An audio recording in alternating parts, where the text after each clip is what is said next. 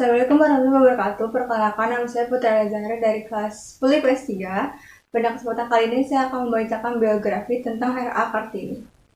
Kartini lahir pada tanggal 21 April 1879 di Jepara, Jawa Tengah. Beliau merupakan keluarga bangsawan Jawa. Pada masa remajanya, R.A. Kartini diperbolehkan menuntut ilmu di ILS, Europe's Lyric School, oleh kakeknya. Dengan terus menimba ilmu di sekolah, itu membuat R.A. Kartini menjadi cerdas. Namun sayangnya, di usia 15 tahun, R.A. Kartini dipinggit seperti wanita lain. R.A. Kartini harus tinggal di rumah karena sudah dipinggit seperti wanita lain di masa itu. Kartini pun tidak punya pilihan.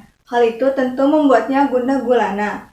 Untunglah dia memiliki sahabat di negeri Belanda bernama Rosa Abdenon yang bisa diajak bertukar pikiran selama dipinggit.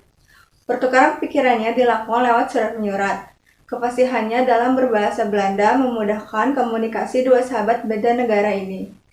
Sebagai wanita cerdas, Kartini pun mempelajari juga pola pikir wanita Eropa. Surat berkabar, majalah, bahkan buku dialap habis.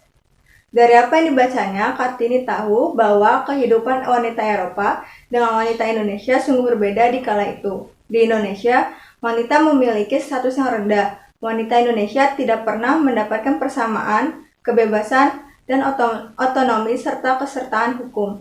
Kondisi ini membuat miris hati Kartini. Keinginan untuk mewujudkan nasib wanita pun tumbuh di hatinya. Kartini merasa tergugah dan bertekad untuk merubah nasib kaumnya. Tekadnya semakin lama semakin kuat, yang juga diceritakan pada buku Raden Ajeng Kartini. Setelah dipinggit dari usia 15 tahun, R.A. Kartini akhirnya menikah pada saat 24 tahun, tanggal 12 November 1903 oleh KRM Adipati Aryo Singgi di Ningrat. Namun sayangnya Kartini bukanlah sebagai istri pertama, melainkan sebagai istri keempat dari Bupati Rembang tersebut. Ternyata suami Kartini bisa mengerti jalan pikiran Kartini. Semuanya pun mendukung keinginan Kartini untuk mendirikan sekolah wanita. Keinginan Kartini pun semakin menguat terpatri dalam sunabarinya.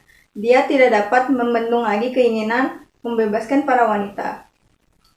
Sayangnya, takdir berkata lain. Kartini tak bisa berjuang lebih lama dalam mengangkat harkat derajat wanita karena Kartini wafat di usia 25 tahun, 4 hari setelah melahirkan putra sematawayang, R.M. Soselet di Ningrat, yang lahir pada tanggal 13 Desember 1904. Kartini menghembuskan nafas terakhirnya. Kematian Kartini cukup mengejutkan karena selama masa hamil dan melahirkan, Kartini tampak sehat walafiat. Tak ada yang menyangka jika Kartini akan wafat di usia muda. Banyak mimpinya yang belum sempat tercapai tentunya. Untunglah 8 tahun kemudian, tepat di tahun 1912, sekolah Kartini dibangun yang oleh Yayasan Kartini di Semarang. Adalah oleh keluarga Van Deventer, tokoh politik etis kala itu yang menggagas pembangunan sekolah tersebut.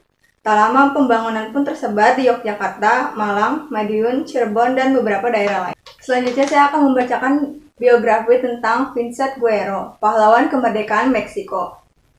Vincent Guerrero lahir pada 10 Agustus 1793 di Desa Taxtilta, Meksiko. Dia lahir di keluarga petani yang sederhana.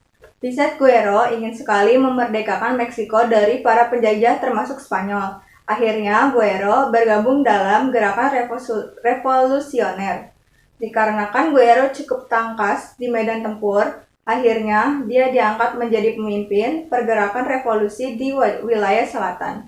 Pada saat itu, Guerrero dan pasukannya semangat bertempur, sampai di mana mereka menghadapi pasukan Spanyol, musuh terberat mereka. Vincent Guerrero melakukan segala cara untuk menghabisi Spanyol. Hingga pada 1818, Raja Muda Spanyol mulai kehabisan cara untuk menaklukkan Guerrero. Raja Muda memanfaatkan ayah Guerrero agar Guerrero menyerah. Namun, alih-alih menyerah, Guerrero mengajak para pasukannya untuk menyusun rencana Iguala, menyerukan kemerdekaan. Bersama dengan Iturbide, Guerrero berbaris mendeklarasikan kemerdekaan Meksiko pada September 1821 di Mexico City. Dan pada 1 April 1829, Guerrero resmi menjadi presiden Meksiko.